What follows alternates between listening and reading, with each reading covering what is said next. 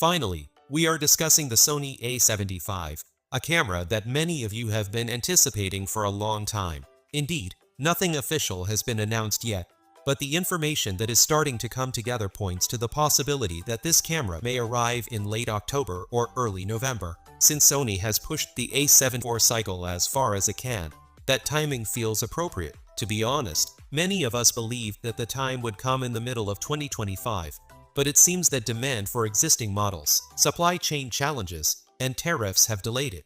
The key question at this point is what we can reasonably anticipate. Now let's begin.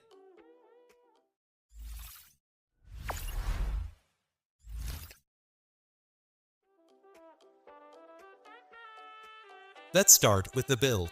From what's been circulating, the A75 isn't aiming to reinvent the line. Instead, it may lean into being a thoughtful evolution, which actually makes sense. The A7 series has always been that sweet spot for hybrid shooters, and Sony knows they can't alienate that crowd. The build is said to be more robust with dual card slots supporting both CF Express, Type A, and SD.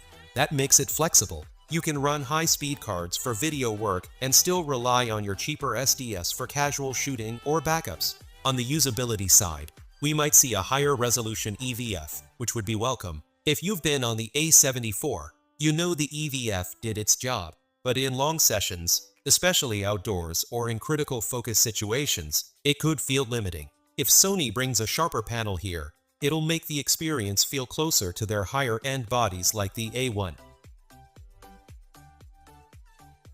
Now, this is where things start to sound exciting. The A75 is expected to carry a new 44-megapixel BS ICMOS sensor, not stacked, but backed with a dedicated AI chip, and that matters. You're looking at more resolution compared to the A74's 33 megapixels, which should give still shooters a nice bump in detail without going into medium format territory. But what's more interesting is how Sony might balance it. Triple base ISO values have been mentioned: 800, 4000, and 25600, which sounds like a dream for anyone working in Log 3, Log 2, or HLG. That means better flexibility in both low light and controlled studio setups. If you've worked with log profiles before, you know how a proper base ISO structure changes the way you expose and grade footage.